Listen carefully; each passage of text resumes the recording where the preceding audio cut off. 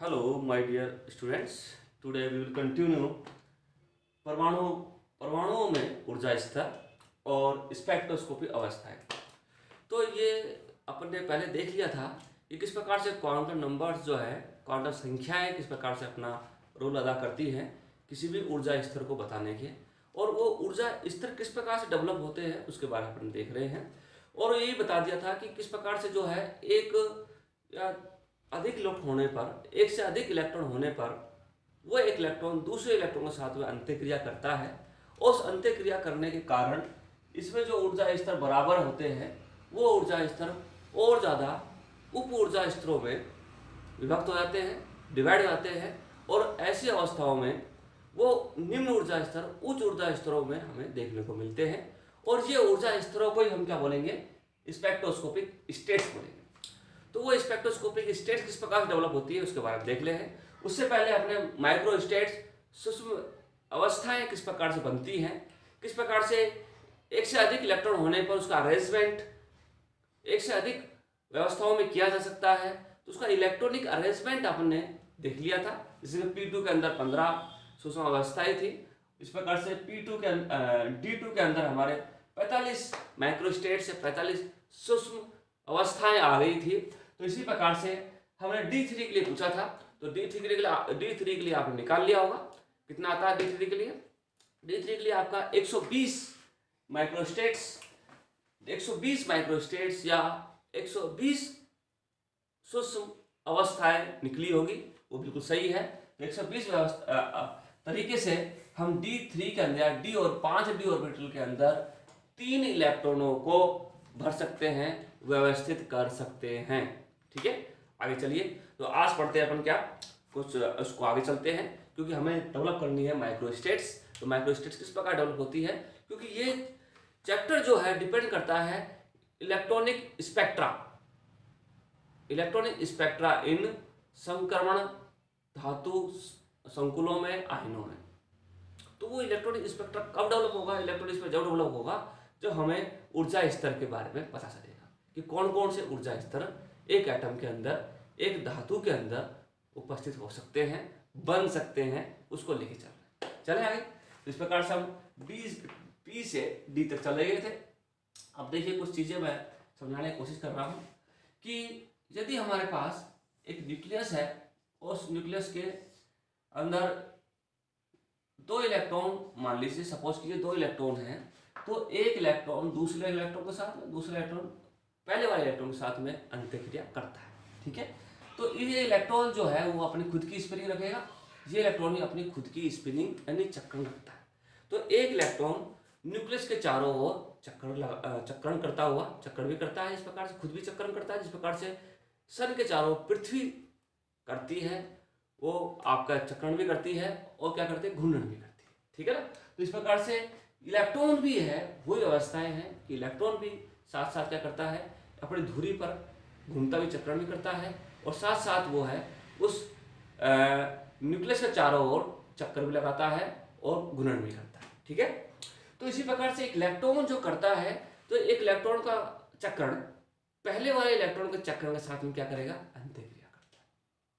अंत्यक्रिया करता है और इंटरेक्शन करता है। और इंटरेक्शन के परिणाम स्वरूप एक इलेक्ट्रॉन होगा, 2 इलेक्ट्रॉन होगा, तो इसका परिणाम ही हमें देखना पड़ेगा कि कितना आपस में उसने इंटरेक्शन किया, कितना क्या किया, इस प्रकार से देखते हैं।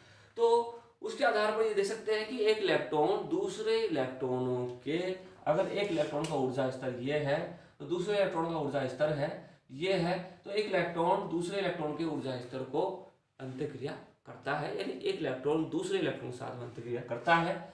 और इस अंत्यक्रिया के कारण, ठीक है ना, इसमें एक इलेक्ट्रॉन दूसरा इलेक्ट्रॉन भर दिया है, उस अंत्यक्रिया के कारण जो ऑर्बिटल थे, उस ऑर्बिटल से संबंधित जो ऊर्जा एक ही ऊर्जा स्तर में दिख रहे थे, वो ऊर्जा स्तर और सूक्ष्म ऊर्जा स्तरों में, उप ऊर्जा स्तरों में डिवाइड हो जाते हैं।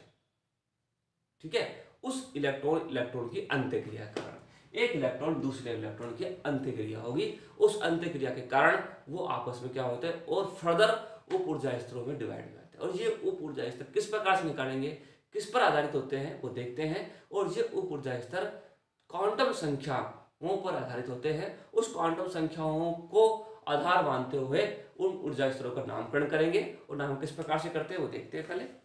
तो हम ये बात कर रहे थे कि जो अंत्यक्रिया तो होगी होगी, साथ में दो प्रकार की अंत्यक्रिया और होती है। वो अंत्यक्रिया क्या है कि वो अंत्यक्रिया इस प्रकार से देखिए कि एक आकार, अगर इस प्रकार से एक आकार न्यूक्लियस है, एक इलेक्ट्रॉन इसके अंदर भरा गया है, उसका स्पिनिंग इस प्रकार से स्पिनिंग कर रहा है, तो स्पिनिंग कर रहा है तो एक चक्रण जो है वो चक्रण से संबंधित कुछ चुंबकीय क्षेत्र डेवलप होगा।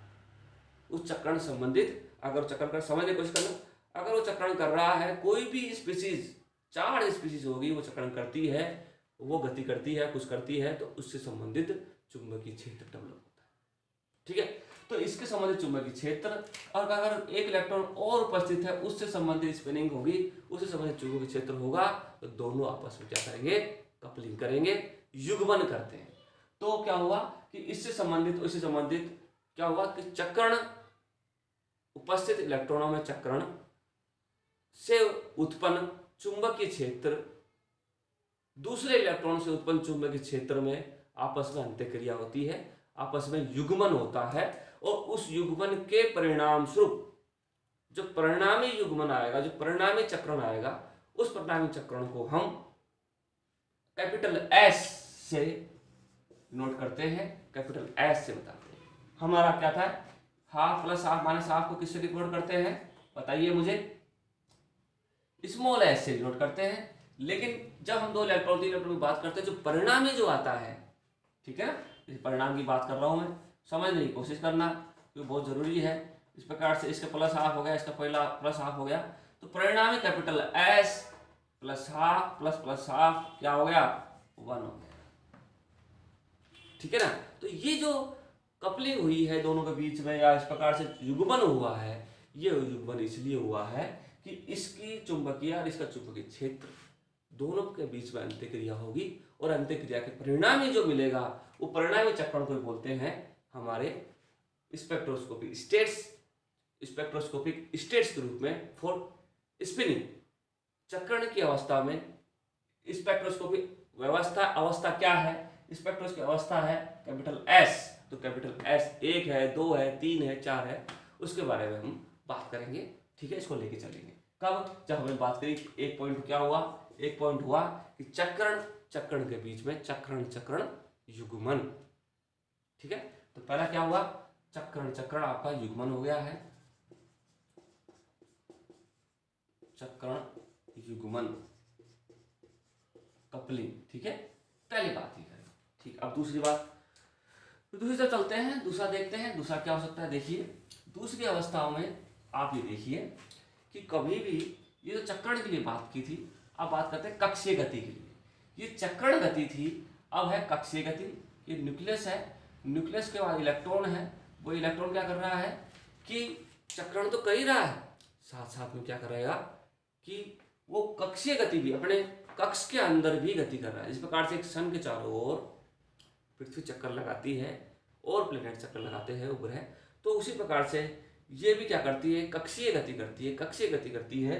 और वो कक्षीय गति एक इलेक्ट्रॉन के लिए कक्षीय गति, फिर दूसरे इलेक्ट्रॉन की कक्षीय गति, उस कक्षीय गति के कारण क्या बनता है, परिणामी जो है कक्षीय कोणीय संवेग। एक इलेक्ट्रॉन का कक्षीय कोणीय संवेग दूसरे इलेक्ट्रॉन के कक्षीय कोणीय संवेग के साथ में अंत्यक्रिया होगी, कपलिंग होगी, युग्मन होगा, तो उसका भी परिणामी हमें देखना पड़ेगा। ठीक है, तो उसका परिणामी जो है वो परिणामी किस प्रकार से बनता है वो देखते हैं। तो इस प्रकार से कक्षीय गति कर रहा है, तो एक इलेक्ट्रॉन के लिए दूसरे इलेक्ट्रॉन के लिए कक्षीय गति कर रहा है, तो इस प्रकार से परिणामी जो मिलेगा एल के ऊपर डिपेंड करता है, क्योंकि कक्षीय गति जो है वो एल से संबंधित है। एस ऑर्बिटल है, पी ऑर्बिटल है, डी ऑर्बिटल है, इसके देखते हैं।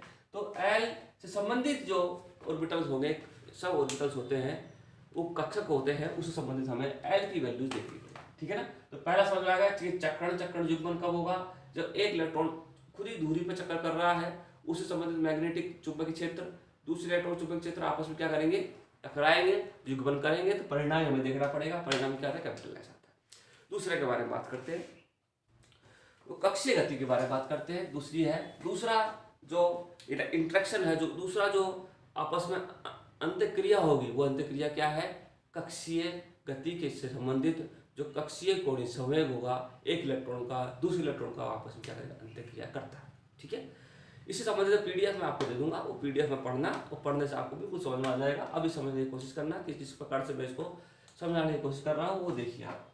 दूसरा नंबर का हम देखेंगे क्या कि कक्षीय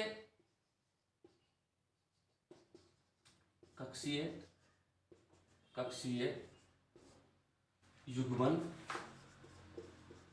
ठीक है ना, इसे बोलते हैं क्या, ऑर्बिटल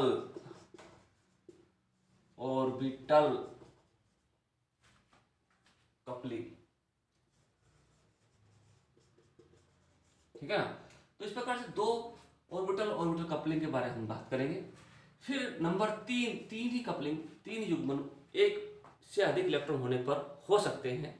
एक इलेक्ट्रॉन होगा तो किसी प्रकार की दिक्कत ही नहीं है, लेकिन 2 इलेक्ट्रॉन होने के कारण वो 2 इलेक्ट्रॉनों का खुद की अपनी कक्षीय गति होती है, खुद का अपना चक्रण होता है, और इस प्रकार से वो एक इलेक्ट्रॉन दूसरे इलेक्ट्रॉन को अंतःक्रिया करके उसको डिस्टर्ब करता है, और उससे हमें परिणामी देखना पड़ता है। वो परिणामी निकालने के लिए हमें ये तीनों चीज पढ़नी पड़ेगी। तीसरा नंबर का है कक्षीय चक्रण युग्मन, समझ में आया, यानी ऑर्बिटल स्पिन कपलिंग। यानी ये जो है इसको हम कैपिटल एल से डिनोट करेंगे, इसको कैपिटल एस से डिनोट करेंगे, इसको कैपिटल जे से डिनोट करते हैं।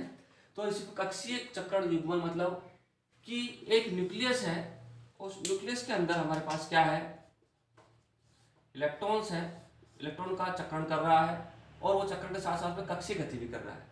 इसी प्रकार से दूसरा इलेक्ट्रॉन भी चक्रण गति कर रहा है और कक्षीय गति भी कर रहा है। तो ऐसी कंडीशन में एक इलेक्ट्रॉन का चक्रण दूसरे इलेक्ट्रॉन के कक्षीय गति के साथ में ही अंतःक्रिया करता है, कपलिंग करता है, इंटरेक्शन करता है, तो उसका परिणामी भी हमें देखना पड़ेगा, और उसके परिणामी को हम कैपिटल जे से डिनोट करते हैं। ये बोलते हैं ऑर्बिटल स्पिनिंग कपलिंग। तो ऑर्बिटल स्पिन कपलिंग के बारे में हम बात करेंगे बाद में, ऑर्बिटल कपलिंग के बारे में बात करेंगे, और आपके स्पिन कपलिंग के बारे में बात करेंगे। पहले तो खुद के बीच में, फिर एक इलेक्ट्रॉन का स्पिनिंग दूसरे इलेक्ट्रॉनों के ऑर्बिटल मोशन के साथ में कपलिंग करता है। ठीक है, तो इन तीनों के परिणामी को निकालने से पहले हमें एक एक करके चलना पड़ेगा कि ये सभी परिणामी जो है वो डिपेंड करते हैं किसके ऊपर, क्वांटम संख्याओं के ऊपर। किस प्रकार से परिणाम निकलेंगे वो क्वांटम संख्याओं के ऊपर डिपेंड करते हैं। और क्वांटम संख्याओं के लिए हमें बात करता हूँ, उसको बताते हैं कि इससे जो जितने भी व्यवस्थाएं होगी, प्रत्येक इलेक्ट्रॉनों की व्यवस्थाएं हम देख सकते हैं। तो एक से अधिक इलेक्ट्रॉनों की व्यवस्थाएं किसी ऊर्जा स्तर में भरने के लिए क्वांटम संख्याओं को उपयोग में लिया जाता है, और क्वांटम संख्याओं के रूप में ही उप ऊर्जा स्तरों में इलेक्ट्रॉनों को भरा जाता है। ठीक है, अब आगे देखिए। इसी तरह से हमें जो क्वांटम संख्याओं को भरा जाता है, क्वांटम संख्याओं के आधार पर ही उप ऊर्जा स्तरों में इलेक्ट्रॉन्स भरे जाते हैं। तो उसी के आधार पर एक नई क्वांटम संख्या डेवलप की जाती है, एस, एल और जे। तो हम बात कर रहे हैं अभी नई क्वांटम संख्या, इसे बोलते हैं परिणामी क्वांटम संख्या। वो परिणामी क्वांटम संख्या कैपिटल एल के रूप में डिनोट करते हैं। यानी कैपिटल एल मतलब आपने पढ़ा होगा L इक्वल टू 0, 1, 2, 3, 4, 5। ठीक है ना, ये कब थी, जब परिणामी नहीं थी। कौन सी क्वांटम संख्या, ये क्वांटम संख्या जब परिणामी नहीं थी। लेकिन जैसे ही हम परिणामी कक्षीय गति कोणीय संवेग की बात करते हैं, कक्षीय कोणीय संवेग की बात करते हैं, तो परिणामी के लिए लिखते हैं कैपिटल एल। थोड़ी देर पहले बताया था, जब कक्षीय गति करता है इलेक्ट्रॉन, कक्षीय गति को ज्यादा, उसी के आधार पर एस को और जे को जोड़ा जाएगा। तो एस इक्वल टू अगर 0 है, यहाँ पे अपन ने S equal to small s, small p, small d, small f, इस प्रकार से स्मॉल जी, इस प्रकार से अपन इसको small I, S P D F G H, small H, इस प्रकार से अपन इसको देते हैं। ठीक है ना, लेकिन हमें जो है यहाँ पे वो 0, 1, 2, 3, 4, 5, 6, 7, 8, तो ये जो चीज है इसके लिए हमें परिणामी देना पड़ेगा। परिणामी क्या होगा परिणामी का मतलब जीरो अवस्थाओं में, यानी एस ऑर्बिटल में उन इलेक्ट्रॉन का बढ़ने का से संबंधित स्टेट क्या होगी, ऊर्जा स्तर क्या होगी। तो उस ऊर्जा स्तर को, उस स्टेट को, ऊर्जा स्तर को नाम दिया गया। अगर L = 0 आता है तो कैपिटल S नाम दिया गया परिणामी। इसी प्रकार से कैपिटल P नाम दिया गया, capital D, SP, D, F, G, H, I और J को छोड़ दिया गया है, H, I, J, K और L।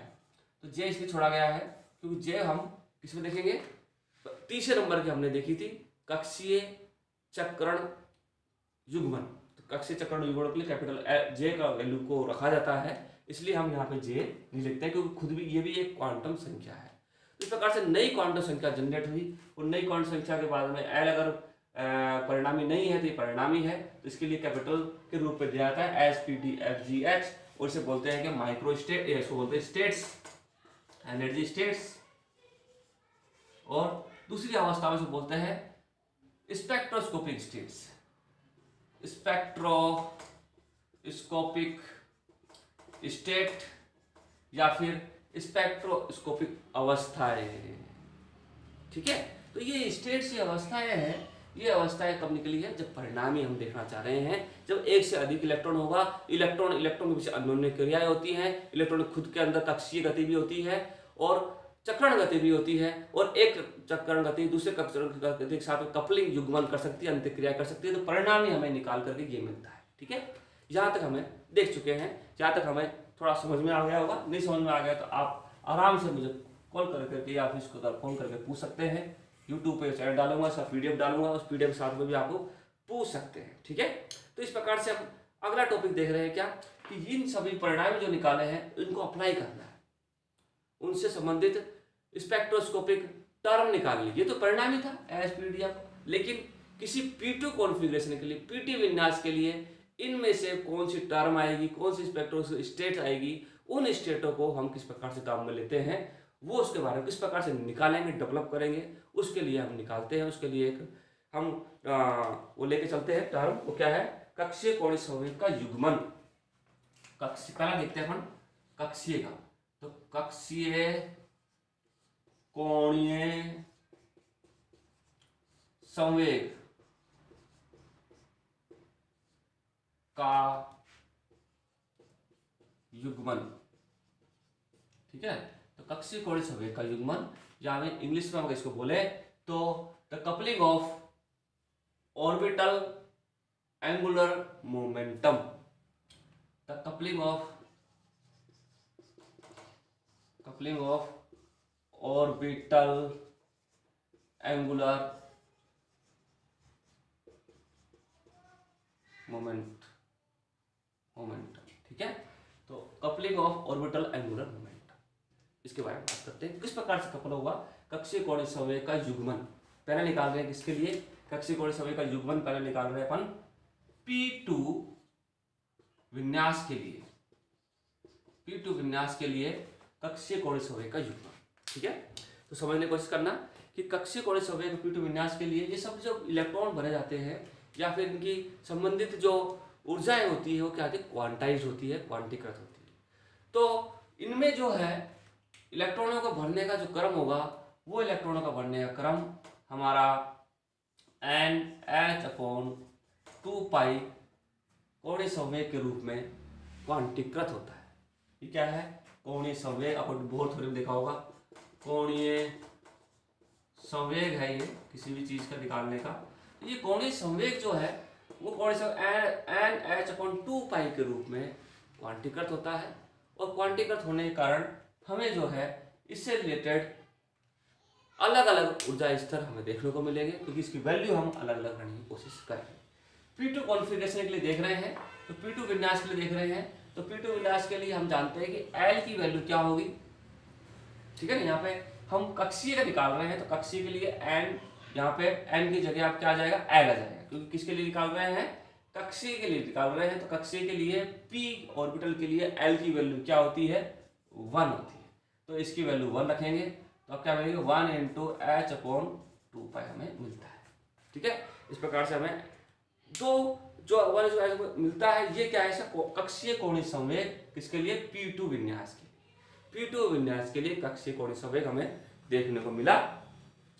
इसे इकाई लंबाई के और इससे संबंधित जो भी हमें ऑर्बिटल निकालना है, परिणामी निकालना है, कक्षीय कोणीय संवेग का युग्मन निकालना है, तो क्या करते हैं, इनको एक तीर की, एक इकाई तीर के रूप में व्यक्त किया जाता है, व्यवस्थित किया जाता है। इकाई तीर के रूप में व्यक्त किया जाता है, व्यवस्थित किया जाता है। जैसे P2 के लिए निकालें, P2 विन्यास के लिए, P2 विन्यास में 2 इलेक्ट्रॉन है, इसमें L की वैल्यू को इकाई तीर के रूप में व्यक्त किया जाता है। जैसे कि L की वैल्यू हम बात करें, L की वैल्यू इसमें 1 है, ठीक है ना, L की वैल्यू 1 है एक इलेक्ट्रॉन के लिए, L की वैल्यू 1 है दूसरे इलेक्ट्रॉन के लिए। तो इससे संबंधित जो कक्षीय कोणीय संवेग है, उसका एक कक्षीय कोणीय संवेग को एक एरो के रूप में व्यक्त किया जाता है। इससे संबंधित इसको भी एक एरो के रूप में व्यक्त किया जाएगा, ठीक है ना। और ये जो कक्षीय कोणीय संवेग निकाल रहे हैं, ये क्या है, सदिश राशि है, वेक्टर क्वांटिटी है। ऐसी कंडीशन वेक्टर क्वांटिटी होने के कारण ये दोनों आपस में, अगर दोनों की डायरेक्शन एक ही डायरेक्शन के अंदर दोनों का कक्षीय कोणीय संवेग है, तो दोनों जुड़ जाएगा और जुड़ करके आता है परिणामी। क्या आएगा, परिणामी। तो परिणामी जुड़ेगा तो 1 और 1 2, तो परिणामी क्या है, परिणामी को बोलते हैं L से डिनोट करते हैं। L इक्वल टू क्या मिल गया, 2 मिल गया है। तो L इक्वल टू 2 मिला, तो दोनों को जोड़ेंगे तो L इक्वल टू 2 मिला। तो 2 किसके रिलेटेड है, अपन देख चुके हैं कि L इक्वल टू 0 1 2 3। तो यहाँ पे एस की capital S, P capital D और कैपिटल F के रूप में हमें देखने को मिले थे। L इक्वल टू वैल्यू 0 1 2 3 के लिए। इस प्रकार से L इक्वल 2 के लिए हमें क्या स्टेट मिलेगी, अतः L इक्वल 2 मिलती है कैपिटल D स्टेट या D अवस्था। तो D अवस्था जो मिली है, स्टेट मिली है, कब मिली है, जब दोनों ही एक की डायरेक्शन, कक्षीय कोणीय संवेग की डायरेक्शन दोनों इलेक्ट्रॉनों के लिए एक ही दिशा में थी, इसलिए दोनों जुड़ गए। अब देखिए, यदि एक इलेक्ट्रॉन इस प्रकार से है, L इक्वल टू 1, दूसरा इस प्रकार से है, उसका कक्षीय कोणीय संवेग की डायरेक्शन इस प्रकार से है, L इक्वल टू 1 ये है, तो इसका परिणामी देखना पड़ेगा। तो परिणामी क्या आएगा, इसका परिणामी भी L इक्वल टू 1, इसका परिणामी क्या आएगा, दोनों का परिणामी 1 आएगा, क्योंकि हमने परिणामी जो सदिश राशि होती है वो निम्नतम दूरी पर देखी जाती है, उसकी मिनिमम दूरी कहाँ से कहाँ कवर हो रही है वो देखी जाती है, यहाँ से यहाँ तक कवर हो रही है। तो इसके बीच की डायरेक्शन 1, तो L इक्वल टू यहाँ 1 मिलेगा।